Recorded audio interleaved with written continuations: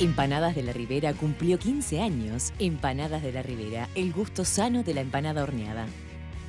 Presenta Malvin Alto, pinturería, ferretería, sanitaria, herramientas, electricidad, pinturas Belco, la esquina naranja de Hipólito Yrigoyen y Camino Carrasco. Presenta Campo Sur, hamburguesas extras, parrilleras y light sin sal, de nuestra granja a su mesa.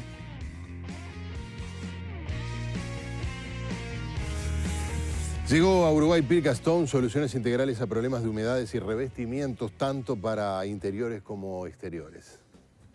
Ofreciendo placas de yeso cerámico y piedra industrial fabricada con materiales sustentables, ayudando y respetando al medio ambiente, logrando un acabado y definición inmejorable. Y a esto le agregamos una vida útil de 30 años. Solicite ya su presupuesto sin costo, colocación en el día y con una garantía de 10 años. Por más información al 2411-7171 o www.pircastone.com y adiós humedad. Tenemos cada vez más denuncias, cada vez más femicidios, cada vez una legislación más limitante, exigente en materia de que no haya violencia contra las mujeres. No hemos logrado todavía el resultado que deseamos. Vamos a ver. Mucha ley, poca presupuesto. Bueno, ahí está. Ese es uno de los aspectos. Ya vamos a ir en el contacto con Anabel Aparicio en instantes. Pero claro, pero está bien, si hubiera presupuesto habría algunas acciones estatales que podrían mitigar la cosa. Sí, por ejemplo, sostener las políticas. No sostener las políticas, claro. Todas las políticas que tienen que ver con protección han sido insuficientes, ¿no? Las tobilleras demuestran han sido insuficientes. Ahora venimos con... No llegamos tarde si el tema es la solución de las tobilleras, pero ya podemos avanzar más adelante. Anabel Aparicio, buenas tardes, adelante. Hola, buenas tardes Gerardo, buenas tardes para todos. Estamos en uno de los galpones de la Corte Electoral aquí en Montevideo porque unas 2.592 urnas son las que van a ser transportadas a los diferentes circuitos que hay aquí en Montevideo para lo que serán las elecciones internas de este domingo. Como verán, a mis espaldas están las valijas que serán trasladadas a los diferentes circuitos de Montevideo. Esto está ahora siendo transportado por el Ejército Nacional, quien hoy se va a llevar alrededor de 1.000 urnas para repartir y mañana será el turno de la Armada, la Fuerza Aérea y el Ministerio del Interior que se llevará el resto de las urnas que resta distribuir para poder hacer las elecciones. También por aquí están funcionarios de la Corte Electoral trabajando en el ensobrado. Son unos 30 funcionarios que están en esta dependencia en particular, que están ahora trabajando. Buenas tardes, ¿qué tal? ¿Cómo les va? Bueno, ¿qué es lo que están haciendo por acá? A ver si usted, señora, que está por aquí más cerca, me puede contar. Parte del material que va en las valijas es esto. Contamos 16 más o menos, 14 por cada caja, para cuando estén las valijas prontas agregar esto.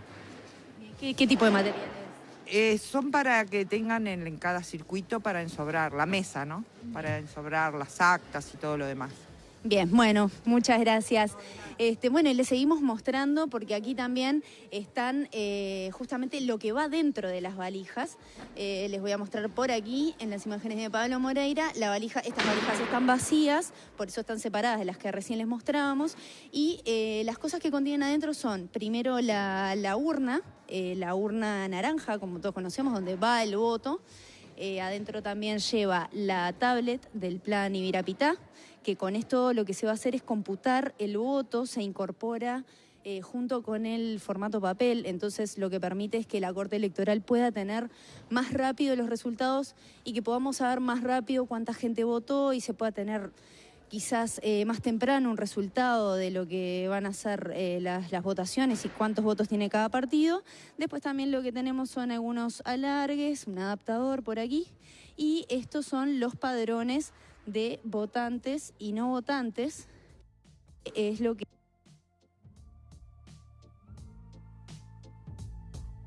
dentro de los habilitados o no. En esta elección se puede ir con la credencial, pero si no tienen la credencial se puede ir con la cédula. También les recordamos, a diferencia de otras elecciones, les comentamos que la veda electoral comienza hoy a la medianoche. Ya no se va a poder emitir más publicidad electoral, y la veda de venta de alcohol comienza mañana a las 8 de la noche. Eso se va a extender hasta el domingo 8:30 de la noche. Quienes quieran votar, como les mencionaba, pueden ir con la cédula o con la credencial, y es de las 8 de la mañana a las 19:30 horas. Ese va a ser el horario. Y una de las cosas que está recordando tanto la Corte como partidos políticos es que los votantes recuerden llevar su cédula, también su lista, porque en este caso la Corte no va a poner listas de los partidos políticos. Cada partido va a poder poner la suya, pero es probable que pasen, que falten en el correr de la tarde. Eso va a depender de la logística que tenga cada partido. Entonces, para evitar llegar a un cuarto y que no tengan su lista, para más seguridad cada uno llevar la que quiera votar. Recordar también que no es una elección obligatoria, sino que concurre la persona que esté interesada en participar de esta elección interna, en la que participan más de 3.000 listas. Es una de las elecciones más competitivas. Son 28 los precandidatos y hay más de 2.600.000 personas habilitadas para votar en 7.000 circuitos que van a estar desplegados durante todo el país. Así que bueno, por aquí es todo. Siguen intensamente trabajando los funcionarios de la Corte Electoral y de Fuerzas Armadas y Ministerio del Interior para lo que será este domingo las elecciones internas que definirán quiénes serán los candidatos a las elecciones nacionales de octubre. Por aquí es todo, compañeros, volvemos con ustedes. Muy bien, muchas gracias, Anabela. Y todos tenemos la imagen de la vieja urna de lata pintada de ese color, medio del ladrillo. Y estas valijitas con tanta tecnología, viste que tiene una sensación qué demostración más de un poco de miedo. más fría. Sí. Decir que es el sistema, uno de los sistemas electorales más seguros que hay en el mundo, ¿no? Sí. Eso siempre es una muy Y buena muy noticia. artesanal. Hoy escuchaba desde la Corte Electoral que hablaban de eso, que su garantía es que sea artesanal y con varios... Una de las cosas que destacaban es que cada cual puede llevar su lista, ¿no? O sea, que eso en otros lugares no está permitido. No, claro, se vota electrónicamente o en plancha, claro. sí. Bueno, volviendo al tema, decías, Lilian, bueno, tenemos sí mejores leyes más rigurosas contra la violencia hacia la mujer. No tenemos presupuesto para financiar todo lo que deriva o todas las protecciones. Yo lo que quería enfatizar es cuánto nos costó entender que esto era una dimensión estructural de la sociedad, ¿no? Yo participo del movimiento de mujeres que desde 1985 fuimos planteando cómo el ámbito doméstico era un ámbito de inseguridad, ¿no? Donde no penetraba ni el Estado, ¿no? Lo que pasaba en el espacio doméstico, en el sagrado del hogar, no tenía... Y después, cuando pasaban estas situaciones de asesinatos y homicidios, muchas veces lo llamábamos crímenes pasionales, ¿no? O sea, esto daba cuenta cuán poco sabíamos o podíamos reconocer que esta era una dimensión de las relaciones entre hombres y mujeres inaceptable y que de alguna forma estaba habilitado culturalmente. O sea, sí, por eso yo decía que ha sido una lucha cultural que hoy necesita convertirse en batalla. ¿Por qué? Porque hoy convencimos a las mujeres que esta práctica es inadmisible y por eso incrementó la denuncia. Ahora tenemos que convencer a los varones de que así más no. No, ¿entendés? a la mujer y también, de algún modo, al sistema político y al Estado, que se toma el tema con un rigor que antes no tenía. Con una seriedad. Lo que pasa es que, solo para terminar la idea, esto no se resuelve solo con aumentando penas, esto no se resuelve solo con código penal, esto no se resuelve solo con policía, esto se resuelve cuando efectivamente entendamos que estas no son más formas de relacionamiento entre hombres y mujeres, entre hombres y hombres y entre mujeres y mujeres, porque eso lo quiero decir, ¿no? O sea, cuando hablamos de esta cantidad de homicidios entre varones, que es verdad que la relación es 13 cada 100.000 varones, entre que las mujeres son asesinadas 3 cada 100.000, o sea, los varones que asesinan más entre ustedes, pero eso tiene que también ver cómo fue la socialización como varones de resolver de manera violenta los conflictos. Sí, claro. ¿No? En esta otra dimensión lo que tenemos es, nos queríamos hasta ayer, hoy nos peleamos y vos sentís que me podés matar. Exacto. Eso es lo que no no va a ceder hasta que realmente no haya un cambio en el pacto masculino de relacionamiento. Lo que pasa es que ahí también entra un elemento, yo estoy totalmente de acuerdo, que tiene que ver con que, a ver, hay que trabajar mucho con la población masculina para que pueda entender el límite frente a la obsesión. Pero ahí aparece otro elemento que de alguna manera contradice esa racionalidad. Elementos, ¿no? Si todos los hombres, y todas las mujeres, pero en este caso el hombre como agresor, fuimos educados en la misma cultura, deberíamos esperar que fuera aún mayor la violencia, porque estamos todos impactados por los mismos valores. Algo pasa en algunos hombres. En algunos hombres expresan una violencia criminal, otros una violencia simbólica, larvada, y otros menos. ¿Me explico? No todos los varones funcionan, diríamos, con la misma respuesta frente a la invirtamos el razonamiento. En problemas de conflictos entre géneros. Pero ¿qué es lo que hace que unos varones, unos hombres, expresen de una manera violenta físicamente incluso, su reacción frente a lo que es una decisión de una mujer que no lo quiere hacer? La imagen de mujer que le dio, la imagen de mujer que le dio la madre. Bueno, no ahí sé, yo tengo discrepancias ahí. Puede ser, pero es un elemento muy hay importante. Cuestiones patológicas y yo quiero volver a lo que hoy decía Sacando Fernando. el elemento patológico. Tenemos dimensiones que tienen pero no alcanza situación patológica, pero no implica esta práctica extendida que tiene que ver con una con una concepción patriarcal del mundo. Bueno, con una cosa machista, atávica, pensada en que la violencia es intrínseca al varón en su forma de relacionamiento. Las patológicas de las que vos hablás, la figura femenina está mal instalada ya a partir de la figura de la madre. No, ya sé, pero la mayoría ¿sabés de los por casos qué clínicamente digo cuidado con eso? Porque ya escuché demasiadas sin ánimo de naturalizar, demasiadas veces ya escuché que la responsabilidad es de las mujeres. No, pero no voy para ese lado. Modelo. Entonces, no voy para ese lado. Esa forma de, no, por eso te digo, hay que tener cuidado con estas cuestiones. Estoy de acuerdo. Porque hasta ahora cuando hablamos de violencia hablamos mucho más de las víctimas que de los victimarios. Pero también... Y ese es el cambio cultural al que me refiero. No solo hablar de los victimarios en términos de qué horrible o qué subhumano, o qué le pasó algo a la cabeza. Hablar de los varones, de que qué se requiere efectivamente cambiar para que las formas de resolver los conflictos no sean violentas, ni en el fútbol, ni en la guerra, ni en las relaciones afectivas. Sin ánimo de justificar ninguna parte, yo lo que creo es que requerimos responsabilidad desde las dos partes, desde el género masculino y desde el género femenino. O sea, y todos nos tenemos que responsabilizar y comprometer con la causa. Diríamos, las mujeres también entre nosotras muchas veces somos bastante terribles. Y eso también es otro tipo de violencia que está presente. Pero nunca asesinamos a otra mujer ni la violamos. Claro que no. Entonces me parece que ahí es donde justamente hay una pauta. Como que entro en una justificación desde lo clínico, ¿no? Para nada. Pero mira, es importante. Nada más lejano. Si eso se da en la civilización del Uruguay moderno, en la isla de Sumatra, en Rusia, en los esquimales. Claro, ¿qué pasa? Hay algo que va más allá de lo cultural. En la base. O, además de lo cultural... No, atraviesa todas las culturas, que es distinto. Claro, por eso tiene las culturas tan distintas, no, digamos, acá hay un componente que falta. ¿Me explico? El biológico evolucionista, el neuropsicológico. Entonces tenemos el neuropsicológico, que está presente más que nunca en este fenómeno de la violencia. Pero ¿y por qué las mujeres no matamos?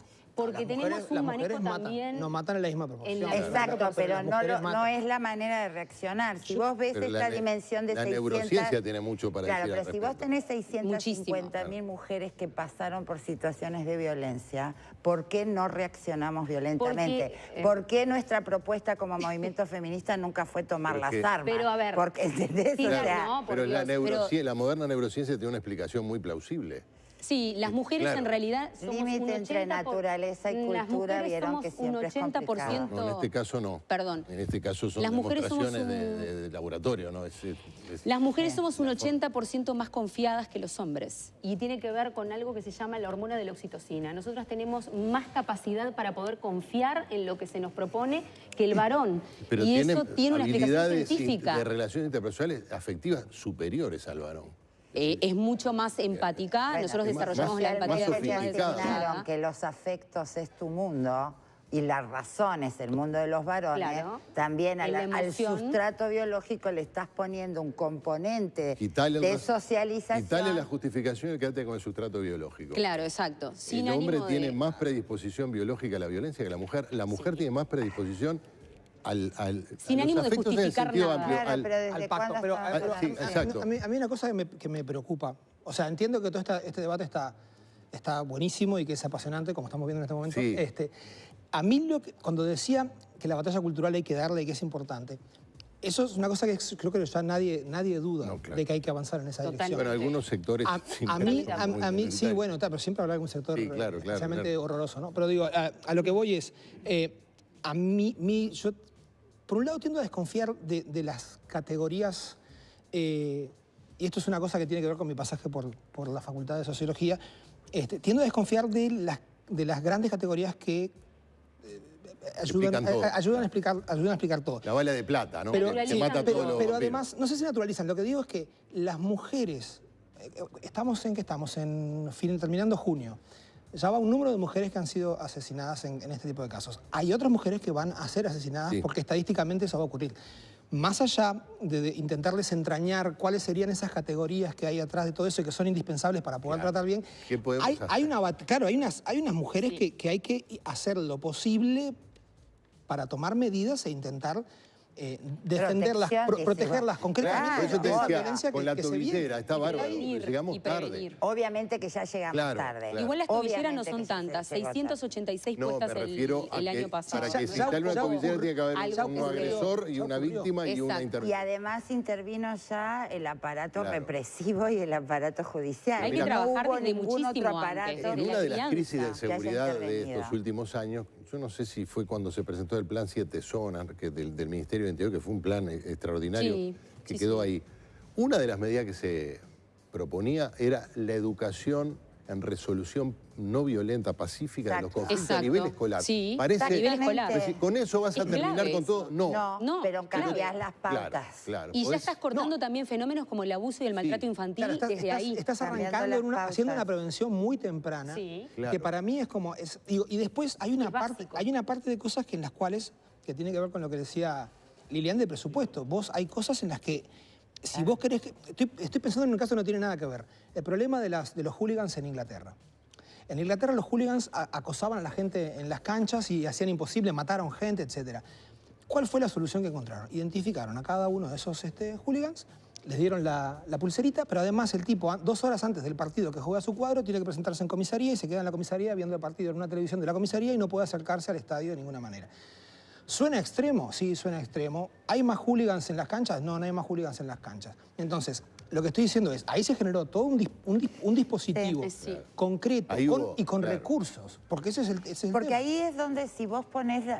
Yo creo que es cuando a una política le das valor e interés e importancia. Convengamos que estas políticas han sido de baja intensidad en términos de entenderlas como preocupantes. Hemos puesto énfasis en cualquier otra dimensión de la violencia. Y cuando pensamos en la violencia, pensamos en dispositivos que no van a resolver este tipo de violencia. Cuando sacamos militares, ¿no? Como la propuesta de sacar militares a la calle para garantizar seguridad, esa medida no va a servir para atender la violencia hacia las mujeres. ¿Por qué? Porque el ámbito sigue siendo el ámbito privado y de los afectos. Cuando ponemos dimensiones de cambio cultural, vemos en la televisión, yo leí ayer un artículo que decía, no es que la televisión o los medios muchas veces reproduzcan violencia, muchas veces son violencia.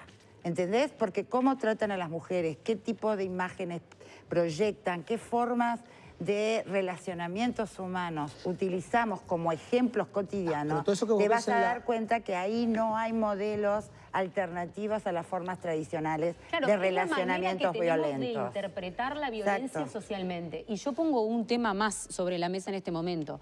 Por ejemplo, la violencia entre pares en las escuelas y el bullying.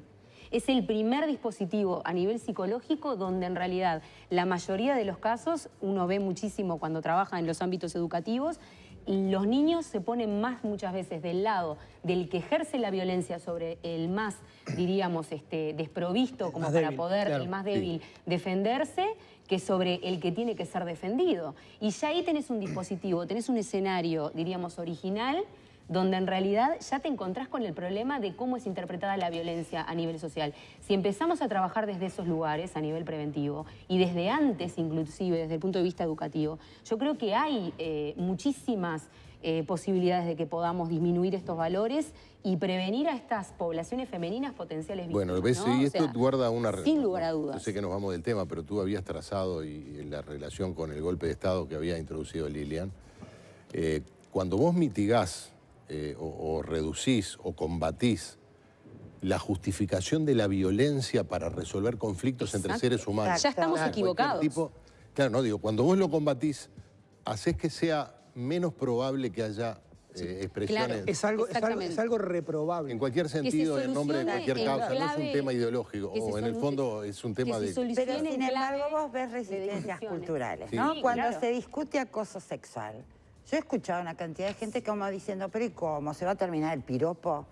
Sí. Justifican ¿entendés? al acosador. O sea, empiezan a haber justificaciones que son una manera de negar el hecho. Totalmente. Muchas veces esta dimensión, cuando tiene esta dimensión de 40.000 denuncias, una de las cosas que nos empieza a pasar y no nos gusta es saber que vivimos en una sociedad, vivimos en familias, estamos en espacios educativos, espacios laborales, donde las formas de relacionamiento son además, violentas. En el caso de los hombres, ¿entendés? Empezás a darte cuenta que había cosas que vos hacías o decías. Terribles. Sí, claro, pero yo nunca había sospechado, y probablemente las mujeres tampoco, que esto era una conducta, no sé si acosadora, pero invasiva por lo menos. El uruguayo... Si no lo practicabas, de todas maneras no lo denunciabas. No te parecía mal. No lo veías como no algo terrible. Cuestionabas. Era parte del paisaje. Del paisaje. Del folclore.